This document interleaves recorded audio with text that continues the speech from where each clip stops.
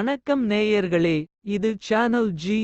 Welcome back to another episode. இன்றைய நிகழ்ச்சியில் புறம் பேசாதீர். காட்டுப்பகுதியில் ஆழ்ந்த தவத்தில் இருந்தார் அந்த மகரிஷி. அவர் தவத்தின் போதே கண் திறக்காமல் தினமும் ஒருமுறை கையை நீட்டுவார். கையில் யாராவது எதையாவது வைத்தால் அது என்ன ஏதென்று பார்க்காமல் அப்படியே விழுங்கி விடுவார்.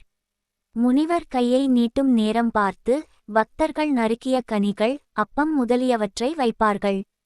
இதனால் தங்களுக்கு புண்ணியம் சேரும் என்று அவர்கள் கருதினர். ஒருநாள் அந்த நாட்டின் அரசன் வேட்டைக்கு வந்தான். அன்று பக்தர்கள் யாரும் வரவில்லை. அந்நேரம் பார்த்து மகரிஷி கையை நீட்டினார்.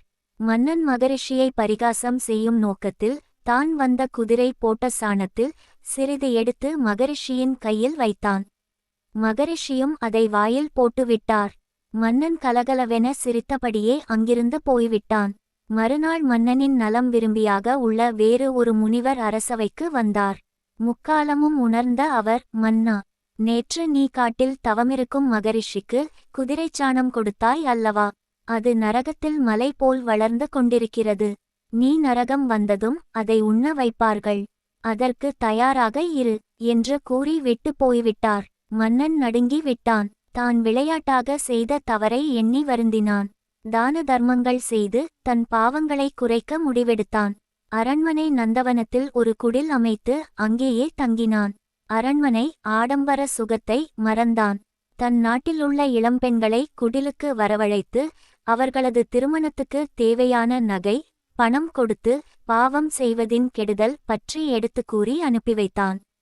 இது நாள்தோறும் நடைபெறும் ஒரு நிகழ்வாக மாறிவிட்டது.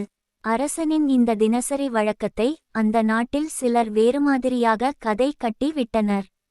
மன்னன் இளம்பெண்களை தவறான நோக்கில் குடிலுக்கு வரச் சொல்கிறான்.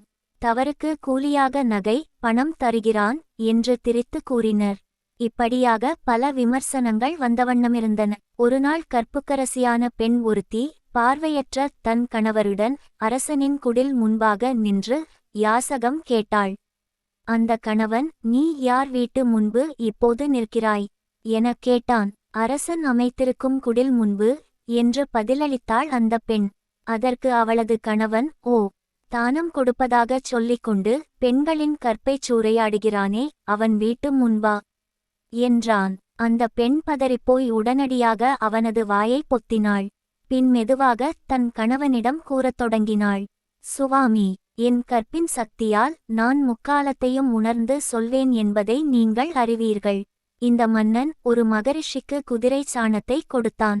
அது நரகத்தில் மலையளவாக குவிந்து இவன் உண்பதற்காக தயாரானது.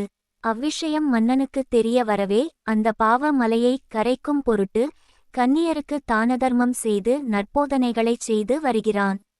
ஆனால் சிலர் மன்னனை பற்றி தவறாக பேசி அவனுக்காக குவிக்கப்பட்டிருந்த சாண மலையில் ஒவ்வொரு கவளமாக ஒவ்வொருவரும் பங்கிட்டு கொண்டனர்.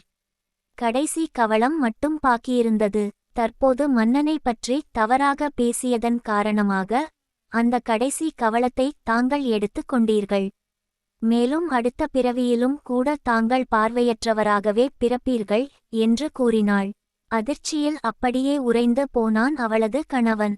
தவறு செய்தவர்கள் திருந்த எடுக்கும் முயற்சியை விமர்சிக்க கூடாது. அவர்களை தவறாக விமர்சித்தால் அவர் செய்த பாவங்களை பங்கு போட்டுக்கொள்ளும் நிலைமைக்கு ஆளாக வேண்டி வரும். உண்மை என்னவென்று அறிந்து கொள்ளாமல் காலத்துக்கும் வம்பு பேசிக்கொண்டு மற்றவர்களின் பாவத்தை சிலர் பங்கிட்டுக் கொள்கிறார்கள். அந்த தவறை நாம் ஒருபோதும் செய்யக்கூடாது. நாம் செய்த பாவத்தை சுமக்கவே நமக்கு இந்த ஒரு பிறவி போதுமா என்பது தெரியாத நிலையில் தேவையில்லாமல் புறம்பேசி அடுத்தவரின் பாவத்தையும் சேர்த்து சுமக்க வேண்டுமா என்ன? அன்பு நேயர்களே, இது உங்கள் மனம் கவர்ந்த சேனல் ஜி. உங்களுக்காக தினம் ஒரு நிகழ்ச்சி ஒளிபரப்பாகிறது. நண்பர்களுடன் பகிர்ந்து கொள்ளுங்கள். நலம் பெறுங்கள்.